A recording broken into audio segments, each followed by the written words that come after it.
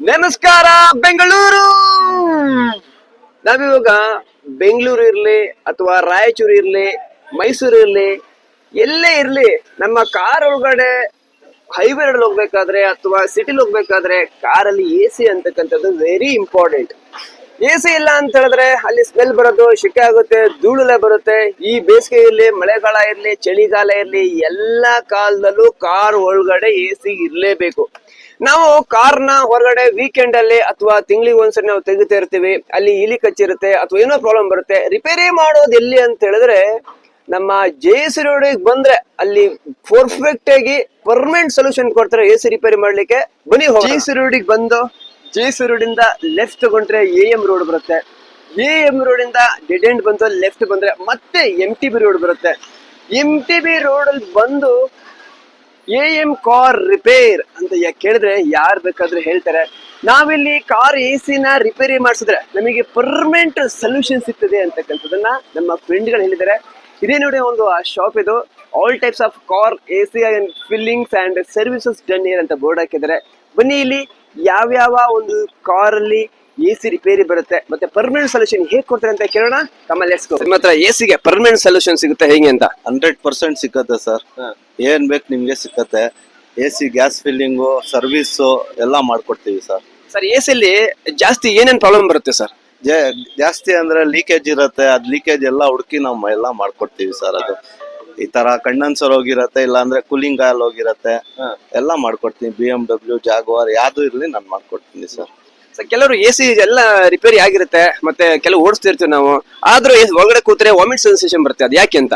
ಅದು gas problem ಇರುತ್ತೆ sir. Gas local gas ಆಗ್ಬಿಟ್ರೆ ನಿಮ್ಗೆ ಆತರ ಆಗತ್ತೆ. ನಾವು ಶೀಲ್ಡ್ ಟಿನ್ನೇ ಹಾಕ್ತೀನಿ. 134 ಫ್ಲೋರನ್ ಅಂತ ಬರುತ್ತೆ, ಅದೇ ಟಿನ್ ಹಾಕೊಡ್ತೀನಿ ನಿಮ್ಗೆ ಎಲ್ಲಾರ್ಗು. ಅದನ್ನು ಇವ್ರಿಗೆಲ್ಲ ಕಸ್ಟಮರ್ ಎಲ್ಲ ತುಂಬಾ ವರ್ಷದಿಂದ ಬರ್ತಾವ್ರೆ. ಇವ್ರಿಗೆಲ್ಲ ಕೇಳಿ ಹೆಂಗ್ ಮಾಡ್ತೀವಿ ಅಂತ. ನಮ್ ಬೇಕಾಗಿರೋದವ್ರುನು ಅವ್ರದ್ದು ಹತ್ರನು 25 ಗಾಡಿ ಐತೆ, ಅವ್ರುನು ಇಲ್ಲೇ ಕಳ್ಸೋದು. ಎಷ್ಟು ಟೈಮ್ ಒಳಗಡೆ ನೀವು ಅದನ್ನ ರಿಪೇರಿ ಮಾಡ್ಕೊಡ್ತೀರಿ AC ನ? ಸರ್ ಬಿಟ್ವೀನ್ 3 hours ಎಲ್ಲ ಮಾಡ್ಕೊಡ್ತೀವಿ ಸರ್. ಫಿಲ್ಟರ್ ಎಲ್ಲ ಚೇಂಜ್ ಮಾಡಿ, ಗ್ಯಾಸ್ ಎಲ್ಲ ಫಿಲ್ ಮಾಡಿ ನಿಮ್ಗೆ ಕೊಡ್ತೀವಿ. ಗ್ಯಾಸ್ ಫಿಲ್ಲಿಂಗ್ ಇದೆ ಅಂತಂದ್ರೆ ಒಂದ್ 20 ನಿಮಿಷದ್ನಲ್ಲಿ ಆಗ್ಬಿಡತ್ತೆ, ಮಾಡ್ಕೊಡ್ತೀವಿ. ಲೀಕೇಜ್ ಆತರ ಇದ್ರೆ ಒಂದು 2 hours ಅದು ಆಗತ್ತೆ ಸರ್. ಸರ್ ಈಗ ಕಂಪ್ಲೀಟ್ ಸೆಟ್ ನಾವು ಹಳೆದನ್ನ ಬಿಸಾಕ್ಬಿಟ್ಟು ಹೊಸದ್ ಹಾಕೊಡ್ಬೇಕು, ಆತರ ಇನ್ಸ್ಟಾಲೇಷನ್ ಮಾಡ್ಕೊಡ್ತೀರಾ? ಆತರ ಇದ್ರೂನು ಮಾಡ್ಕೊಡ್ತೀವಿ ಸರ್. ಹೊಸ ಕಂಪ್ರೆಸರ್, ಹೊಸ ಕಂಡೆನ್ಸರ್, ಹೊಸ ಕೂಲಿಂಗ್ ಕಾಯಿಲ್ ಎಲ್ಲ ಹಾಕೊಡ್ತೀವಿ ನಾವು. ಬಿಟ್ವೀನ್ 1 hour ನಲ್ಲಿ ಎಲ್ಲ ಮಾಡ್ಕೊಡ್ತೀವಿ.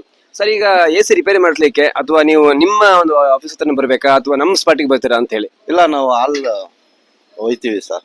ಆತರ ಏನಿಲ್ಲ, ಲೊಕೇಶನ್ ಕಳ್ತ್ರ ನಾವೆಲ್ಲ. ನವಾಜ್ ಅಂತ ಇದು ಸರ್ವಿಸ್ ಇದು AC ಇಂದ ಹಿಡಿದು ಪ್ರತಿಯೊಂದು ಎಲೆಕ್ಟ್ರಿಷಿಯನ್ ಕೆಲಸ ಎಲ್ಲ ಬಹಳ ಚೆನ್ನಾಗಿ ಮಾಡ್ಕೊಡ್ತಾರೆ. ನಾವು ಒಂದು 12-15 years ಇಂದ ಅವ್ರ ಹತ್ರ ಮಾಡಿಸ್ತಾ ಇದೀವಿ. ಬಟ್ ಏನಂದ್ರೆ ಇವರು ಎಷ್ಟು ಪರ್ಫೆಕ್ಟ್ ಆಗಿ ಕೆಲಸ ಮಾಡ್ತಾರಂದ್ರೆ 1 ಗಂಟೆ ನೈಟ್ ಫೋನ್ ಮಾಡ್ರು ನಾವು ಇರೋ ಜಾಗಕ್ಕೆ ಬರ್ತಾರೆ.